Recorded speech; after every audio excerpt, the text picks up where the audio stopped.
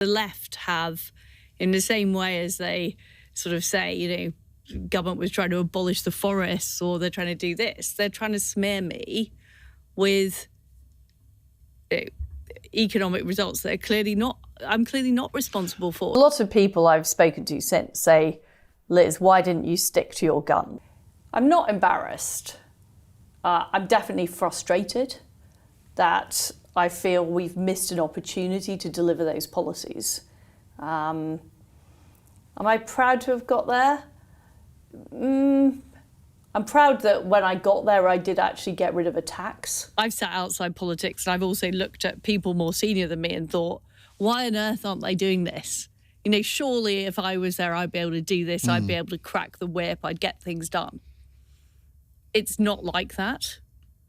It's not like that. Things like the OBR and the sort of normal way of doing things, the status quo. The status quo ends in tears really quickly. You basically abandoned your economic strategy after a written warning from Simon Case, the Cabinet Secretary, that unless you did so, the economy would melt down. Now, can you... It's not the economy would melt down, just to be clear. It's that we would no longer be able to fund government debt. We've got this huge sort of woke problem that is infecting everything from sports teams to schools. We've got an immigration issue that the government is trying to be solved, but is being blocked by the courts. And no, the government isn't being blocked by the courts. We had 745,000 people given visas. Well, that's true. They were legal visas. That's the legal.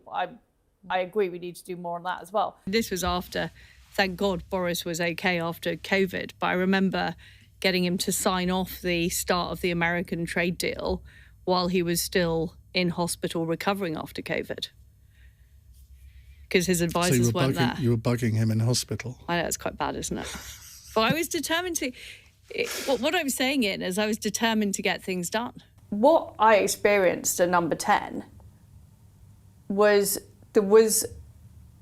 And I speak to, I go canvassing, I speak to a lot of members of the public. A lot of people say to me that they believe I was right and they believe I was stitched up. Did you ask yourself, is this politically deliverable? Yes. And yes, you thought I did. It was?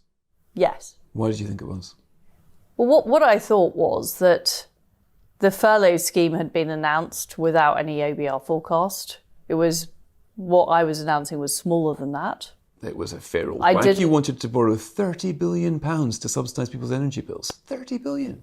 Well, that was one of the policies that didn't get reversed. It was speculated about you and Kwasi Kwarteng, your relationship with him, about your professional relationship with him. Some people suggested that you were closer to him than some people might have thought. Did you heard those rumours? He's a close friend of mine. That was it. That's it. Yeah. The naughtiest thing you've ever done? I can't and don't say run through a wheat field. I don't think it's worse than that, but I don't think I'm not saying anything else. OK. Can you imagine if I'd said, OK, we've got the OBR here. These are the official forecasters that the government has legislated for, that, a Conservative minister has appointed the head of the OBR. Here's their forecast over here. But no, I'm going to go and get, my mate in the city to do an alternative forecast. Can you imagine how that would have been viewed? Well, I'm wondering if you did imagine how I did. Did you really? Because it seems to me as if what you did was you basically changed the Permanent Secretary of the Treasury, you sent the OBR away. You didn't quite wonder how all this would play out, which... Well, I did wonder that. Including a chapter called A Hostile Environment, where I talk exactly about these battles that we were having with the environmentalists on the left. And I think too many Conservatives went along with these arguments rather than fighting them. Family, I think family is very important. I think our country is important and patriotism is important. And when I see people who claim to be ashamed of the British flag or ashamed, actively challenging basic tenets of our history, saying that there's something shameful about being British, I think that is corrosive. Is the Treasury as politicised as some would say? It's groupthink. So they're not necessarily party political, they just all share the same worldview. The problem is that the OBR has now been set in legislation. So it's been set in legislation as the official forecast of the government. When I got there, the Treasury simply didn't have the skills or capability to actually do forecasting. And building an economic model takes quite a long time, Fraser. You meet the Queen, and it is, I believe, the last ever photograph of the Queen, and that was on the 6th of September. I remember seeing the photograph, thinking that she did look very, very weak. Very, very weak indeed. But I still, 2 days later, simply couldn't believe when we heard the news that she'd gone. It seemed that she'd never, ever go. She gave you some advice, didn't she? She did give me some advice. What did she say?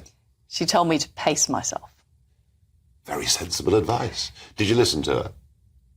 Maybe not enough. You felt like a prisoner. You felt claustrophobic. You were cut off. You were isolated. Also, you'd had a security issue with your phone, so people like me didn't have your phone number anymore. Maybe that was a good thing. That was it's a good thing, to be fair. And the fact it was so controversial that a senior official was replaced is a huge problem. But isn't that because of our tradition of independent civil service, whose permanent secretaries, clues in the name, are not replaced by new prime ministers? Well, this is what I'm questioning, Fraser. I'm questioning, does that system actually work?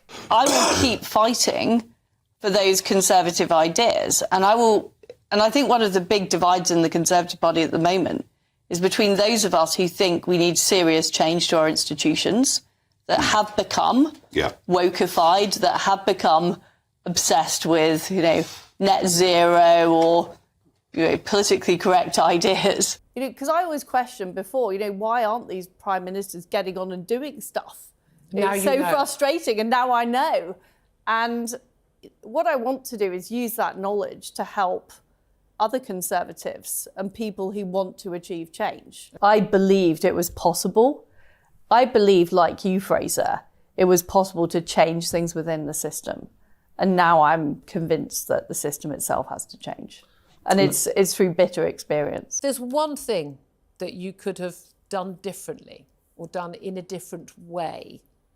What's that one thing while you were in that office? I don't think there's anything I could have done that would have changed the outcome. I mean, there were lots of small things that I could have done differently. You already said you stood by the budget.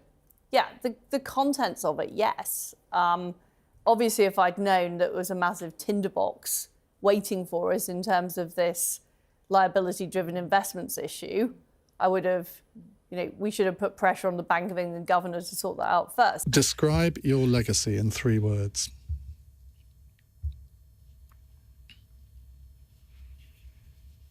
I don't like to have a legacy because I'm not dead.